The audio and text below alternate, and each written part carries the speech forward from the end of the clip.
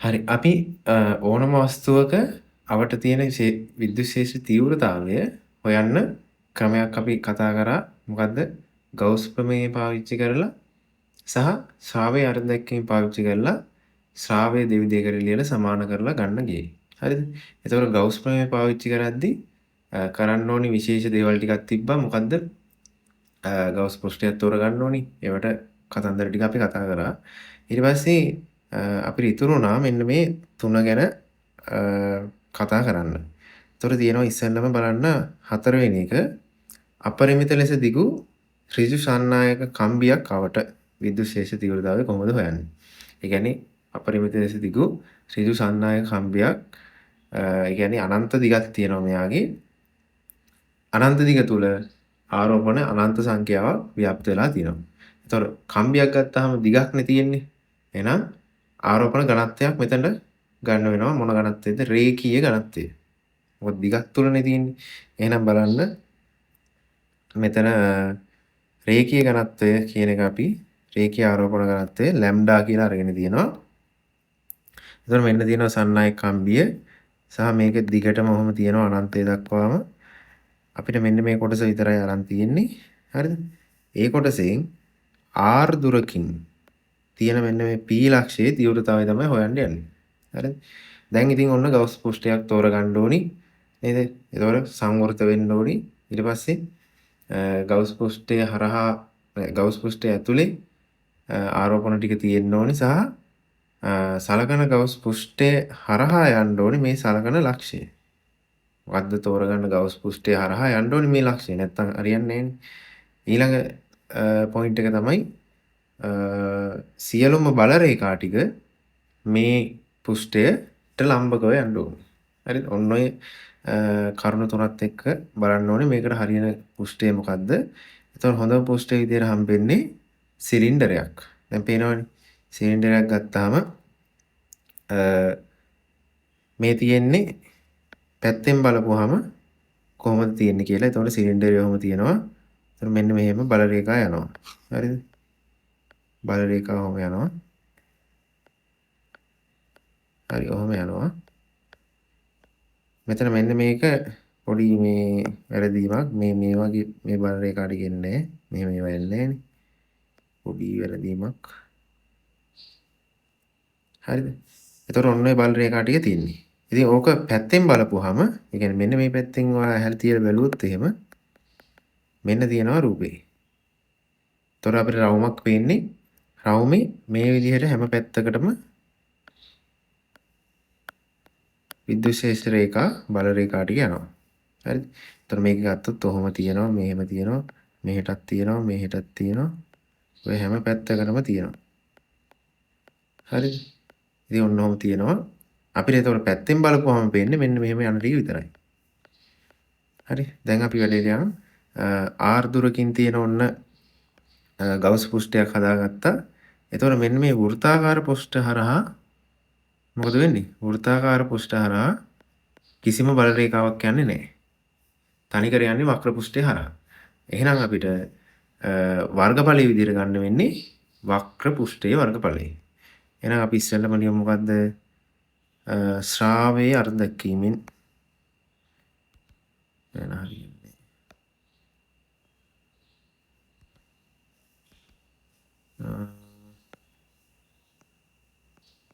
ශ්‍රාවයේ අර්ධ දැක්වීමෙන් මොකද්ද කියන්නේ? ශ්‍රාවයේ අර්ධ දැක්වීම ශ්‍රාවයේ සමාන වෙනවා ශේෂ්ඨ තීව්‍රතාවය වතාවක් A. ශේෂ්ඨයට ලම්බක වර්ගඵලය. එතකොට E කියන එක තමයි අපි හොයන්න යන්නේ. මෙන්න ශේෂ්ඨයට ලම්බක වර්ගඵලය. මෙන්න මේ වක්‍ර පෘෂ්ඨ වර්ගඵලය. හරිද? මෙන්න මේ කොටස තමයි අපි ගන්න ඕනි. එතකොට අපිට වක්‍ර පෘෂ්ඨ වර්ගඵලය එනවා. අරය r මේකේ එහෙනම් 2πr අපි මෙතන L දිගක් අරගෙන තියෙනවා. එහෙනම් 2πr L 2πr L. හරිද? ඊළඟට ඔන්න මේක ලිව්වා.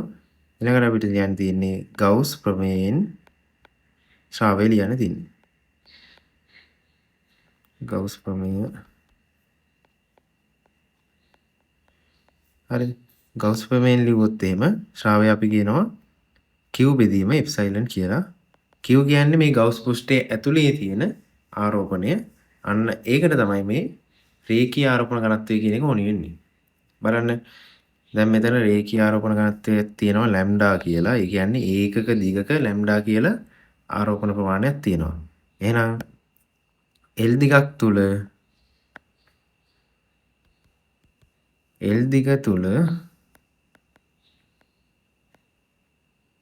ආරෝපණ ප්‍රමාණය අපිට ගන්න පුළුවන්. ආරෝපණ ප්‍රමාණය ලැම්ඩා ගුණ කරනවා L ගේ. එක දිගක තියෙන ආරෝපණ ප්‍රමාණය ලැම්ඩා නම් දිගින් වැඩි කරපුවාම අදාළ දිග තුල තියෙන ආරෝපණ ප්‍රමාණය ගන්න පුළුවන්. එහෙනම් ලැම්ඩා L බෙදීම එප්සයිලන් කියලා එනවා. ඔන්න 1 මේක 2. දැන් මේ දෙන්න සමාන කරපුවාම අපිට එනවා E වැඩි කිරීම 2πr L සමානයි 5L බෙදීම එප්සයිලන්. L ට L කැපෙනවා. E සමානයි ලැම්ඩා බෙදීම 2πr එප්සයිලන් කියලා එනවා. ඉතින් මේක මතක තියාගන්න පුළුවන් වෙන්න අපි මෙහෙම දාගමු. කයට 2πr වතාවක් කයට 2π එප්සයිලන් වතාවක් ලැම්ඩා බෙදීම r කියලා. හරිද? ඔන්නෝක තමයි ආරෝපිත අපරිමිත දිග සන්නායකයක් අවට විදුශේෂ තීව්‍රතාවය. එතකොට කෙලින්ම අරයට ප්‍රතිලෝමව සමානුපාතික වෙලා තියෙන්නේ. හරිද? ඊළඟට අපි ගත්තොත් පස්වෙනි උදාහරණය අපරිමිත ලෙස විශාල ආරෝපිත පරිවාරක තහඩුවක්. පරිවාරක තහඩුවක් ගත්තාම මොකද වෙන්නේ? එතකොට පරිවාර තහඩුවක හැම තැනම අංශු තියෙනවා. හැම තැනම අංශු තියෙනවා වගේම ආරෝපණත් ව්‍යාප්ත වෙලා තියෙනවා. හරිද?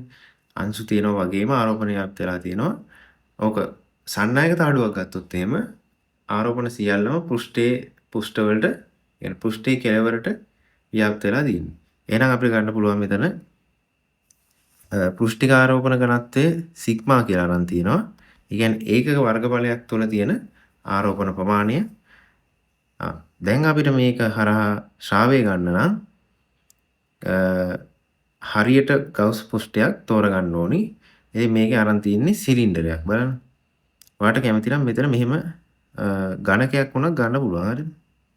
ওই විදිහට ඝනකයක් ගන්න පුළුවන්. ඝනකයක් ඝනකාභයක්. හරිද? ওই විදිහට ඝනකාභයක් වුණත් ගන්න පුළුවන්. එතකොට මේ වර්ගඵලයක් තියෙනවා. එහෙම ගන්න පුළුවන්. කිසි ප්‍රශ්නයක් නැහැ. මෙතන ඉතින් අර සිලින්ඩරේ පුරුදු කෙනා හින්දා සිලින්ඩරයක් ගන්නවා.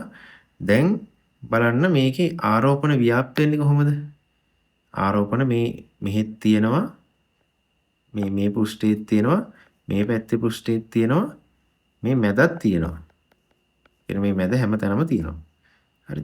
එතකොට එහෙනම් මෙන්න මේ කොටසේම සම්පූර්ණ ආරෝපණ ප්‍රමාණයක් තියෙනවා. හරිද? ඒ ආරෝපණ ප්‍රමාණය අපිට හොයන්න පුළුවන් කොහොමද? මෙන්න සූත්‍රේ සිග්මා තියෙනවා නම් සිග්මා වැඩි කරනවා. අපි මෙතන A කියලා වර්ගඵලයක් අරන් තිනවා.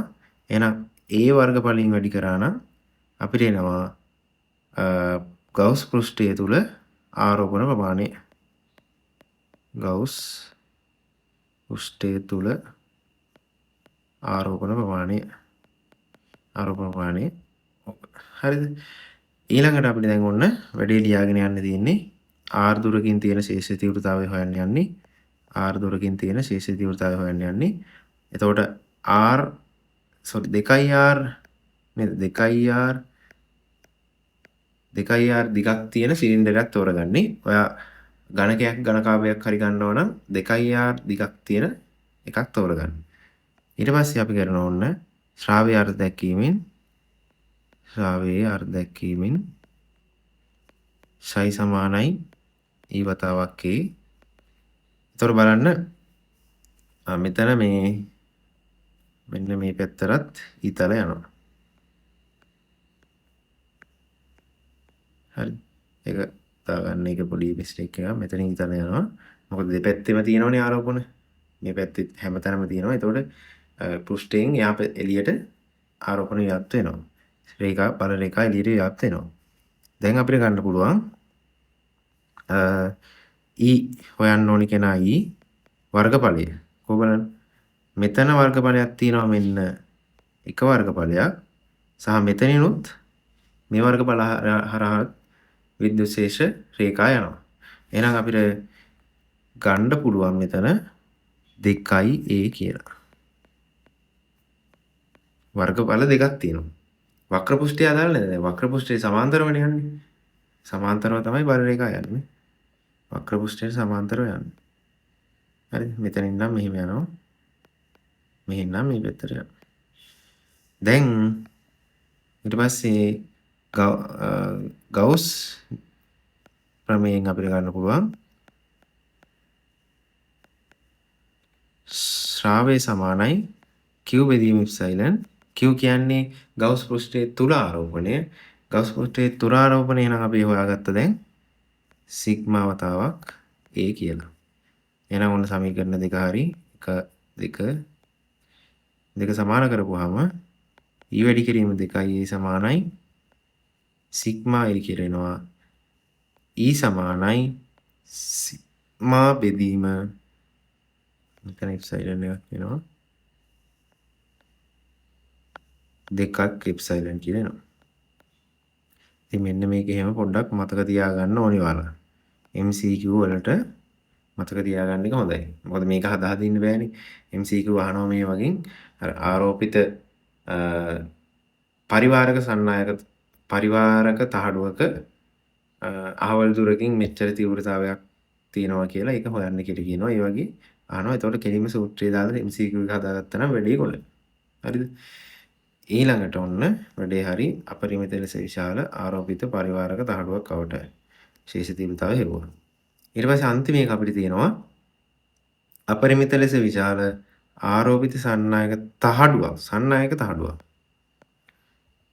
දැන් සන්නායකයක් වුණාම මොකද වෙන්නේ? තහඩුවේ දෙපැත්තක් තියෙනවනේ. දැන් තහඩුව කියන්නේ මේ වගේ පොතක්නේ. පොතක් තියෙනවා මේ වගේ පොතක් ගත්තොත් හරිද? මේකේ මේ පැත්තයි මේ පැත්තයි. හරිද? එතකොට මේ පැත්තට සම්පූර්ණයෙන් ආරෝපණ ටික එනවා මේ පැත්තටත් ආරෝපණ ටික එනවා. එතකොට මෙන්න මේ රූපේ වගේ බලන්න මේ පැත්තටයි ආරෝපණ ලේයර්ස් දෙකක් නේද?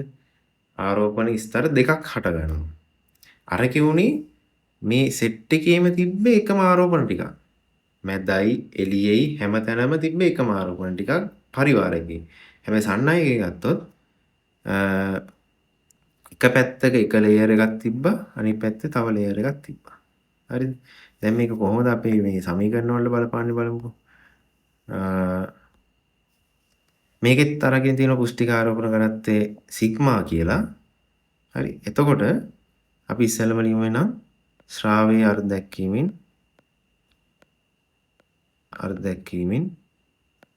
ශයි සමානයි E වතාවක් A. E අපි හොයන්න ඕනි කෙනා ඒකෝ. මේකෙත් අර කලින් වගේම බලන්න සිලින්ඩරයක් අරන් තියෙන්නේ. හරි සිලින්ඩරයක් අරන් තියෙන්නේ. සිලින්ඩරේ වක්‍ර පෘෂ්ඨයට සමාන්තරව බල රේඛා යන්නේ. හැබැයි වෘත්තාකාර පෘෂ්ඨ දෙකෙන් කපාගෙන ලම්බකව යනවා. එහෙනම් අපිට කියන්න පුළුවන් මෙතන A වෙනුවට 2A ආදේශ කරන්න තියෙන්නේ. වර්ගඵලයේ දෙකක් වෙනවා. හරි ඔන්න පළවෙනි සමීකරණය. ඊට පස්සේ ගවුස් ප්‍රමේයෙන් අපිට කියන්න පුළුවන් මොකද්ද කියන්න පුළුවන් ශයි සමානයි Q බෙදීම ඉප්සයිලන්. දැන් අපිට Q ඕනි. ඒ කියන්නේ ගවුස් පෘෂ්ඨයේ ඇතුලේ තියෙන Q ආරෝපණ ටික. මේ ටික කොච්චරක්ද කියලා හොයාගන්න ඕනේ. හරිද? ඒ කියන්නේ මෙන්න මේ සෙට් එකයි කොච්චරක්ද කියලා හොයාගන්න ඕනේ. දැන් මේ ඒරියා එක A නේ වර්ගඵලයේ A. එහෙනම් මෙතනක් තියෙන වර්ගඵලයේ ඔය වෘත්තාකාර වර්ගඵලයම තමයි. හැබැයි මෙතන මේ පැත්තෙත් එකම විදිහට ආරෝපණ තියෙන්නේ මේ පැත්තෙත් ඒ විදිහම ආරෝපණ ටිකක් තියෙනවා. එහෙනම් අපිට කරන්න වෙන්නේ පෘෂ්ඨය තුළ ආරෝපණ ප්‍රමාණය හොයන්න පුළුවන් කොහොමද? මේ පැත්තේ තියෙනවා මේ එක පැත්තක තියෙනවා දැන් සිග්මා කියන්නේ එක වර්ගඵලයක තියෙන ආරෝප ප්‍රමාණයනේ. ඒ වර්ගඵලයක තියෙනවා නම් සිග්මා වතාවක් A. සිග්මා වතාවක් A. හැබැයි වැඩේ තියෙන්නේ ඒ එක පැත්තක. අනිත් පැත්තෙත් ඒ වගේම තියෙනවා. ඒ කියන්නේ මුළු ආරෝප ප්‍රමාණය දෙකෙන් ගුණ වෙලා එන්න ඕනි. තේරුණාද? එහෙනම් අපිට මේක ගන්න පුළුවන් Q කියන්නේ 2 සිග්මා A බෙදීම එප්සයිලන් කියලා කියන්න පුළුවන්. එහෙනම් මුන් දෙන සමාන කරපුවාම E වැඩි කිරීම 2A සමානයි 2 සිග්මා A බෙදීම එප්සයිලන් Aට A කැපෙනවා 2ට 2ත් කැපෙනවා E සමානයි සිග්මා බෙදීම එප්සයිලන් කියලා. ඉතින් ඔන්න ඔය සමීකරණ දෙක මතක තියාගන්න ඕනි කලින් එක සහ මේක. හරිද? ඒතර කලින් එකේ ආවේ මොකද්ද? දෙකෙන් බෙදුනා. හරිද? ඒ කියන්නේ හරියට නිකන් අර එක ලේයර් එකක් තියෙනවා නම් උත්තරේ කීයද? 5 බෙදීම 2ක් සිග්මා බෙදීම 2යි ඉප්සයිලන්. එයි මෙතන එක ලේයර් එකයි නේ තිබ්බේ මේ. ආරෝපණ එක ලේයර් එකයි තිබ්බේ. මෙතනට ආපුවම 2ක් වුණා. එතකොට මේක 2කින් වැඩි වුණා. හරිද? එතකොට ලේයර්ස් 3ක් තියෙනවා නම් 3ෙන් වැඩි වෙනවා. තේරෙනවද වැඩි? අර ලේසි මතක තියාගන්න. අර එක ලේයර් එකක් තියෙන්නේ පරිවාරක එකේ. එහෙනම් ඒකේ සිග්මා බෙදීම 2ක් එප්සයිලන්. හරිද? ලේයර් දෙකක් තියෙනවා නම් සිග්මා බෙදීම එප්සයිලන්. දෙකෙන් ගුණනහම කැපිලා යනවනේ. ඉතින් ඔන්න ඔය විදිහට ඕක මතක තියාගන්න ඕනි. අපි දැන් ඕකෙන් පොඩි ගණන් ටිකක් හදලා බලමු. MCQ ටිකක් ඇවිල්ලා තියෙනවා. හරිද? හරි.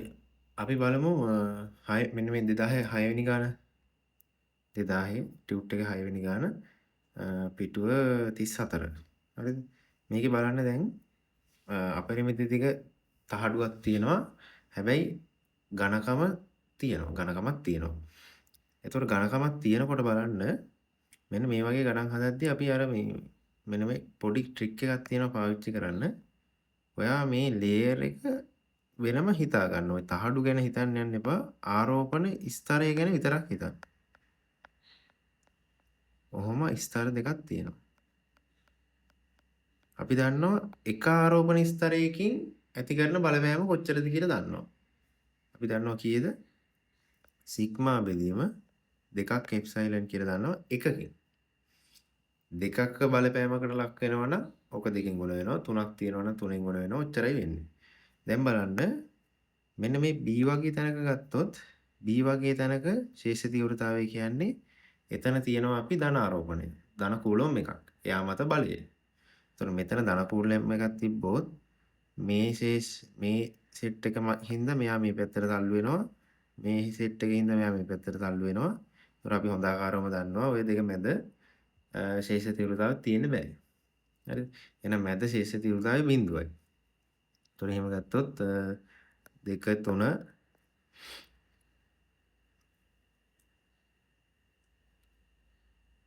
2 3 5 තුනම හරි.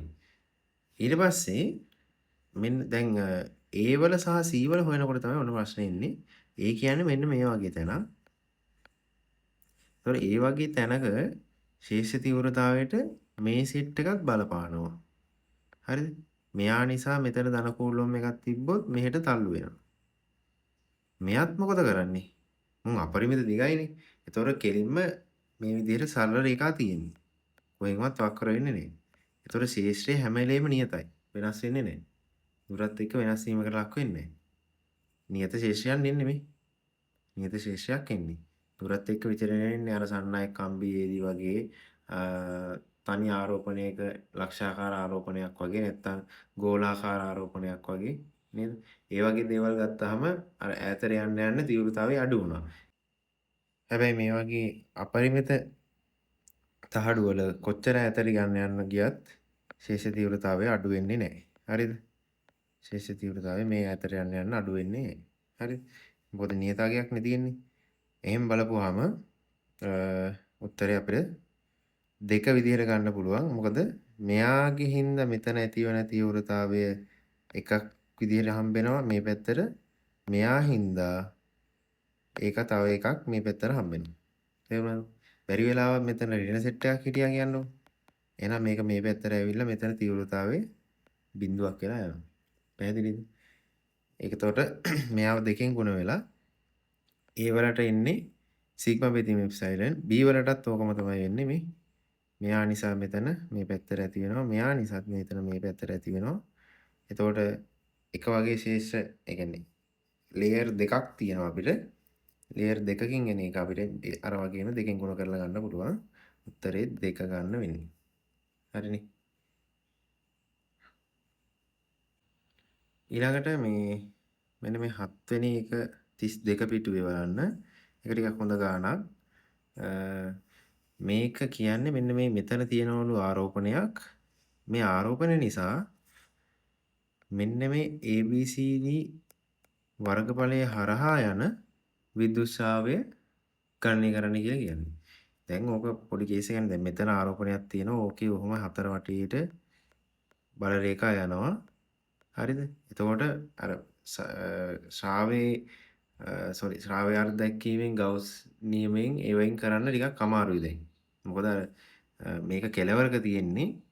අර මේකේ මැද වගේ තිබ්බනම් ඔන්න කේස් එකක් නැහැ. කෙලින්ම අපිට ගන්න පුළුවන් දැන් මැද තියෙනවා නම් හරි. මේකේ මැද ආරෝපණයක් තිබ්බ කියන්නකො Q කියලා. ඒතර ওই විදිහට හැම පැත්තකටම යනවා ආරෝපණ. බල රේඛා ටික යනවා. හරිද? ওই විදිහට යනවා. එතකොට දැන් මේ ඉස්සරහා පෘෂ්ඨ මේ පෘෂ්ඨයයි පිටිපස්සේ එකයි උඩ එකයි යට එකයි පැත්ත එකයි ඔය හැම එකම පෘෂ්ඨ 6ක් තියෙනවා. ඒතකොට මේ පෘෂ්ඨ 6ෙන්ම තමයි සම්පූර්ණයෙන්ම මේ ශ්‍රාවය පිට වෙලා යන්නේ. පෘෂ්ඨ 6 හරහාම යනවා. හරිද? ඒතකොට වර්ගඵලය අපිට ගන්න පුළුවන් වර්ගඵලය නෙවෙයි. පෘෂ්ඨ කීයක් තියෙනවද? 6ක් තියෙනවා. එහෙනම් ශ්‍රාවය 6ෙන් බෙදලා ගත්තා නම් හරි. සම්පූර්ණ ශ්‍රාවය 6ෙන් බෙදලා ගත්තා නම් මේ පෘෂ්ඨය හරහා එන එක යන ශ්‍රාවය ගන්න පුළුවන්. හැබැයි දැන් මෙතන තියෙන ප්‍රශ්නේ යා බැඳ දෙන්නේ තියෙන්නේ කෙලවරක තියෙන්නේ. එහෙනම් අපිට මෙයා මැද්දට ගන්න පුළුවන්. කොහොමද ගන්නෙ අපි? මෙන්න මේ විදිහට පොඩි නිර්මාණයක් කරගමු. මෙන්න මේ විදිහට අපි මෙයාට තව උපකල්පනය කරනවා. තව මේ විදිහට ඝනක ටිකක් තිබ්බොත් කියලා. හරිද? ඔන්න ඔහොම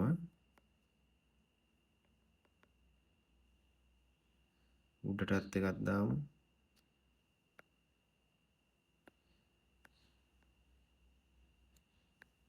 මෙතනටත් එකක් දාමු තව.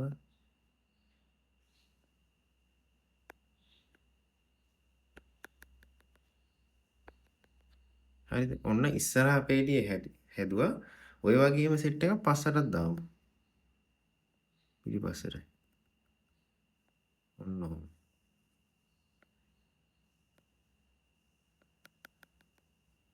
හරිද?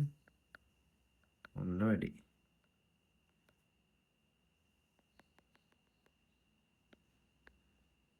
එද ගණන් ගන්න එපා. ඔබ මේ මම තියන්නේ කියන්නේ අන්න දැන් අපි මේ ආරෝපණය මැද්දට ගත්තා නේද?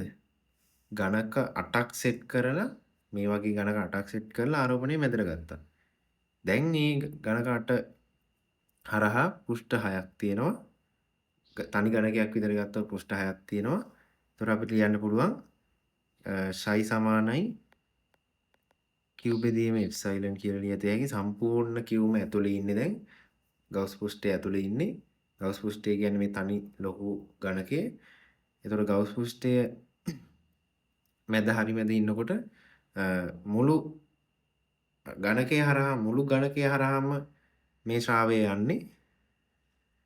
ඒකේ මෙන්න මේ පෘෂ්ඨය හරහා යන ශ්‍රාවය ගන්න අර කලින් කිව්වා වගේ මෙයාව බෙදන්න ඕනේ 6ෙන්. 6ෙන් බෙදුවා නම් මේ එක පැත්තකින් යන ශ්‍රාවය හොයාගන්න පුළුවන්. දැන් ඒකෙනොත් මේ කොටසනේ අපිට ඕනේ. ඒතර ඒකත් 4ට බෙදලා ඒකෙන් එකක් තමයි අපිට ඕනේ.